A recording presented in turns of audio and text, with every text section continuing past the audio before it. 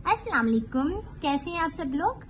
क्या आप लोगों को भी एसिडिक एंड बेसिक स्ट्रेंथ वाले एमसीक्यूज कंफ्यूज करते हैं? तो आज की ये वीडियो आप लोगों के लिए है। आज की इस वीडियो में मैं आप लोगों को बहुत सी शॉर्ट ट्रिक्स के बारे में बताऊंगी कि अगर आप लोगों को कोई ऐसा एमसीक्यूज आ जाए कि इन ऑप्शंस में से किसकी एसिडिक स्ट्रेंथ ज्यादा होगी, तो आप विद इन अ सेकंड उस एमसीक्यूज को कैसे सॉल्व कर सकते हैं। हम ट्रेंड ऑफ एसिडिक स्ट्रेंथ को भी देखेंगे। इसके अलावा हम लोग जो कॉन्जुगेट बेस वाले एमसीक्यूज होते हैं उन्हें भी इस वीडियो में डिस्कस करेंगे। इसके अलावा बेसिक स्ट्रेंथ का पी के बी से क्या रिलेशनशिप होता है, हम इन सब एमसीक्यूज को आज की इस वीडियो में देखेंगे। तो आज की वीडियो आप लोगों के लिए बहुत फायदेमंद होने वाली है।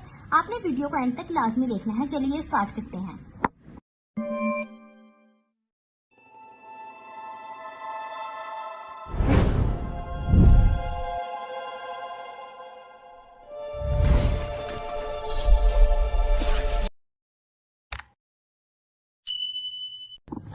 जी देखिए, first MCQs, which of following is strongest acid. इन्होंने 3 ऑप्शंस दे दिए और हमसे पूछा है कि इन तीनों मॉलिक्यूल्स में से किस मॉलिक्यूल की एसिडिटी ज्यादा होगी, यानी कौन सा मॉलिक्यूल हमारे पास स्ट्रॉन्गेस्ट एसिड है। तो आप लोग पहले ये टेबल एक बार देख लें। ये देखिए, ये हमारे पास सारे स्ट्रॉन्ग एसिड्स हैं। ये आपने ऐसे ही याद रखने हैं। और ये हमारे पास वीक एसिड्स हैं। ठीक है, आपने ये अच्छी तरह याद रखना है कि ये कंपाउंड, ये मॉलिक्यूल आपके पास स्ट्रॉन्ग एसिड है और ये आपके पास वीक एसिड है। और जो ट्रेंड है एसिडिक स्ट्रेंथ का वो ये है।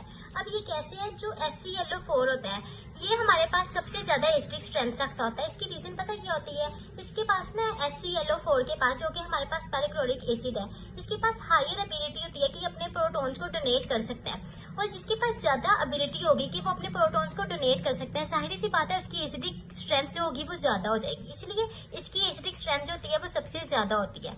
उसके बाद हमारे पास HI की एसिडिक स्ट्रेंथ क्यों ज्यादा होती है। अब देखिए, हमारे पास जितना लार्जर एटम होता है ना, उतना ज्यादा वो व्हीकल बॉन्ड्स बना रहा होता है हाइड्रोजन के साथ। ठीक है, अब अगर हम लोग HI को कंपेयर करें Br ब्रोमीन के साथ, क्लोरीन के साथ या नाइट्रोजन के साथ, इन तीनों से जो साइज बड़ा होता है ना, वो आयोडीन का साइज इन तीनों से बड़ा होता है, ब्रोमीन से भी, क्लोरीन से भी और नाइट्रोजन से भी।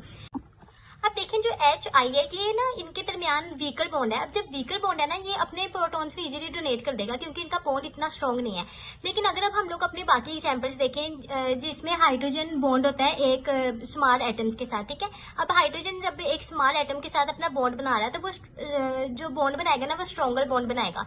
अब जब स्ट्रॉन्गर बॉन्ड होगा ना, वो अपने प्रोटॉन्स को इजीली डोनेट नहीं कर सकता। ठीक है, लेकिन HI के दरमियान क्योंकि वीकर बॉन्ड होता है, वो अपने प्रोटॉन्स को इजीली डोनेट कर देता है। इसलिए जो इसकी एसिडिक स्ट्रेंथ होती है वो ज्यादा होती है। जो अपने प्रोटॉन्स को इजीली दे देगा उसकी एसिडिक स्ट्रेंथ ज्यादा होगी। ठीक है, अब देखिए हमारे पास एसिडिक स्ट्रेंथ जो है उसका ट्रेंड ये। अब एमसीक्यूज में इन्होंने हमें क्या क्या दिया हुआ है, एमसीक्यूज में इन्होंने हमें HI दिया हुआ है, HClO3 दिया हुआ है, HNO3 दिया हुआ है।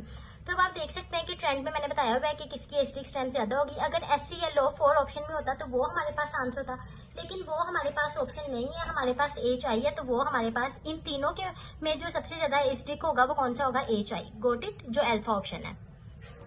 अब जिस तरह आप लोगों ने एसिडिक स्ट्रेंथ का ट्रेंड देखा है, एक दफा आप लोग ये भी देख रहे हैं कि जो हमारे पास स्ट्रॉन्ग बेसिस होते हैं वो ये होते हैं। अगर वो आपसे एमसीक्यूज में कोई भी आपको 3 ऑप्शंस दे दें, ठीक है, और उनमें से कोई एक ऑप्शन ये भी हो, ठीक है, और वो आपसे स्ट्रॉन्ग बेस का पूछे, तो आपको पता होना चाहिए कि जो आपके पास स्ट्रॉन्ग बेसिस होती हैं वो ये होती हैं। Got it.